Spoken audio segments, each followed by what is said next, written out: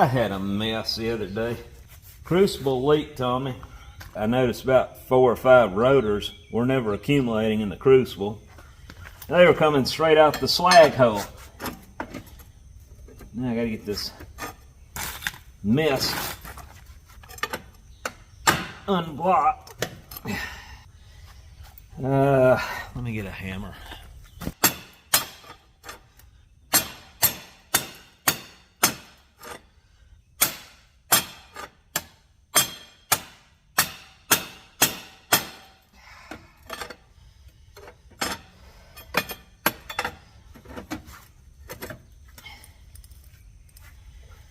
All right, let me get another.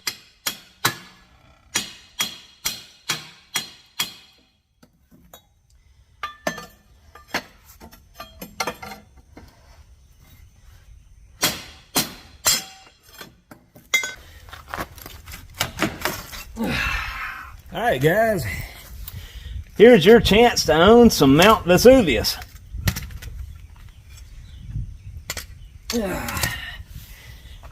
Cast iron like you've never seen it.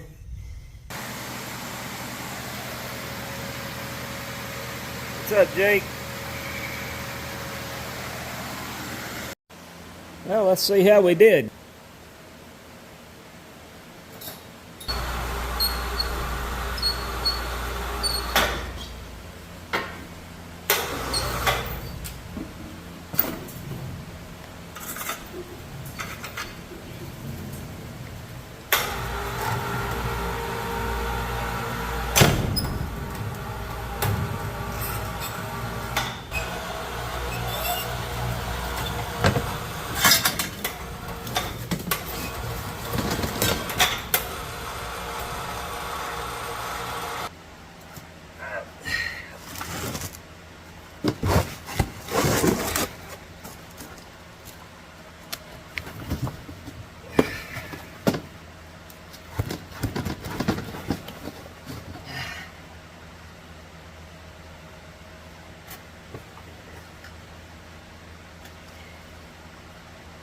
All right, looks like we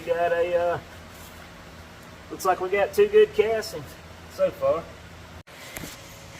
Well, from all indications, it looks like we got good castings for this, and the core did not float. It looks like it stayed in place, so I'd say it's safe to say we'll be able to cast the others with no problem. Now, I got to grind the outside of that. I broke some sand off, which, if I showed in the video Saturday, yeah, it shows that. I don't know if that's critical or not. If it is, we'll cast you another one. Well, this is the castings from the mold we made last week, and I had some areas out here that had broke off in the sand. Keith said it's okay to just belt sand that off. The inside looks really good. And on this one, the core that we had to put in it came out super clean. So the ant trail that you see, if you look down in there, that little circular track, that is just the area where I was scrubbing the top flush on the sand cores. It didn't leave it as flat as I would like. But it's no problem. There's no crack in the casting. It may look like it, but that's just a little bit of sand penetration where it came into the core where the opening was on the core box. But anyway, turned out really good. Also, we're casting other material other than just iron, of course, and these are some of the eagles that are in the middle of grind and clean up. The ones on the far right, they're almost ready to be polished, and we still have to do some chasing and some detailed work. This is just the batch that I'm showing you right here. This ladle is one of the behind the scenes projects that we're working on right now. Fixing to build a temporary gantry to suspend this from, get the blocks out from under it, where we can tilt this and keep it empty during rainstorms as we do what we need to do. This will be lined with refractory. This will get a hole cut about right here. right up under that band. We'll be pouring close to 1,000 pounds with this thing as a reverberating furnace. It's going to be a mobile reverberating furnace when we're done with it. We'll be able to throw entire brake rotors in there. We will not have to reduce the size of those. And that'll save us a lot of time. Not to mention the crucibles. I am so sick of having to deal with crucibles right now because we got in a bind. We had a crucible blow out. We had to shut everything down at the last second. That's what the video earlier was. I had to chisel out the tap just to get the iron out. Now, if you don't do that, if you let that thing get above the tweer, you got serious problems with this particular furnace I use. You do not want iron running backwards into the burner. It can be disastrous. So on this particular setup, the burner is going to be overhead, blasting it from the top, and we will just have a vast, possibly up to 1,000-pound puddle of iron in the base of it. And we will not have to worry about crucibles with this type of setup. So this thing will be floating down the pour line on a gantry. The gantry was provided to me by Mr. Jim McCrae. He is the founder of the Mississippi Industrial Heritage Museum in Meridian, the Soule Steam Feed Works, as you may know it by. And anyway, I'm going to utilize that with this bucket. We're going to be pouring a lot larger quantity of iron. So I'm excited to hurry up and get this going. And if this works, then I've got another ladle. We will retrofit it to do the same thing, but in a larger capacity. Also, I wanted to show you these critters I got on camera last week. Can any of you identify it? They got a fox head and they got what appears to be a hyena body. I'm not sure. And we have foxes, we have coyotes, but we don't ever have any combinations like this. I don't think those two interchange, so I'm confused what we got running around. But anyway, I thought you'd like to see that.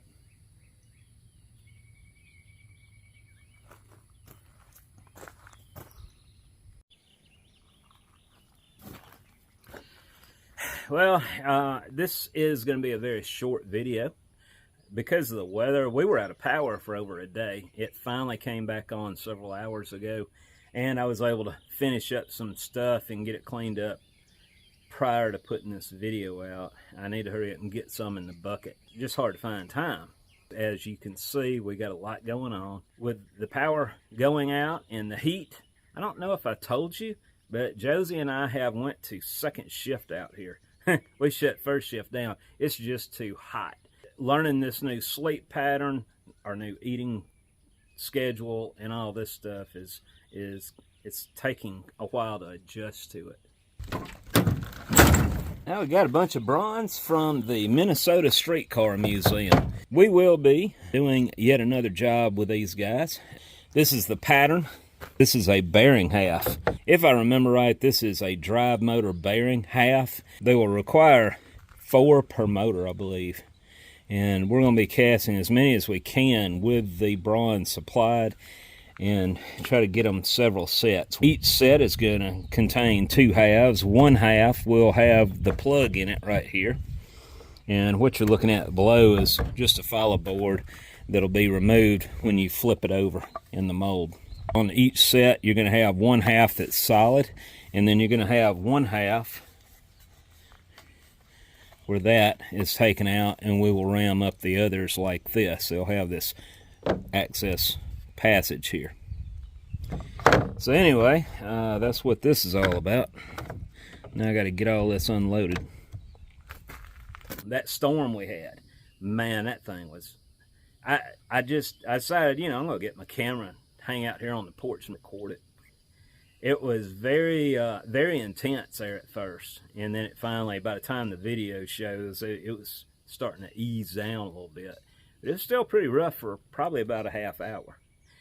And as I said, we were out of power for a little over a day. It just came back on several hours ago. You don't appreciate electricity till you don't have it.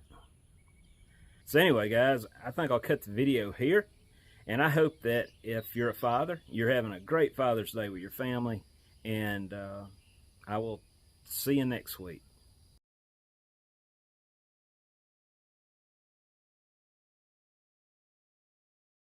For those who have been asking about the Windy Hill Foundry hats, these are now available on my website, windyhillfoundry.com, under stores, or you can click on the above link. These are on the pricey side, but keep in mind the shipping is included. Have a good day.